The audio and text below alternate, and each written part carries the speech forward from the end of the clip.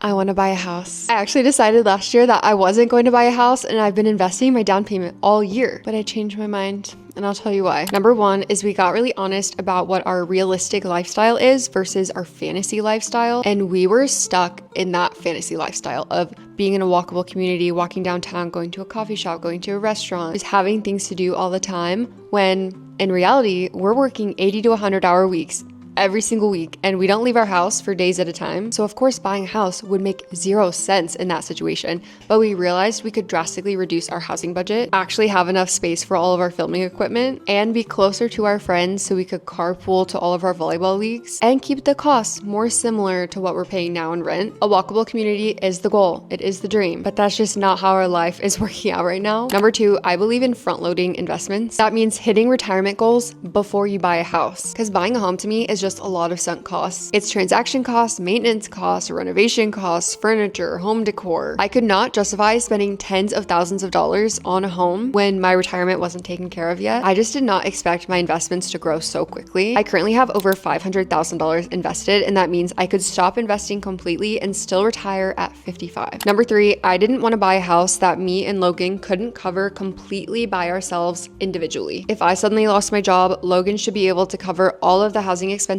by himself until I find a new one. And same if he loses his job. I should be able to cover everything 100%. We do not want to stretch our budgets for a home. And originally when we were looking downtown, it would be a major stretch, and we could only afford it together. Now that we've lowered the budget and decided to look outside of downtown, this is much more realistic for us. We're not about to be house poor or anxious about us losing our jobs. And number four, and most importantly, Logan said that I can get another cat if we buy a house. I truly believe that buying a home is an emotional decision, not a financial investment. If we wanted to actually optimize our money, we would just go get a tiny little studio, make it work, and invest as much as we can. But life is not about optimizing every single dollar, it's about living. And I think the earlier you start taking your personal finances seriously and focusing on optimizing your money, the sooner you can switch gears and make not so optimized financial decisions.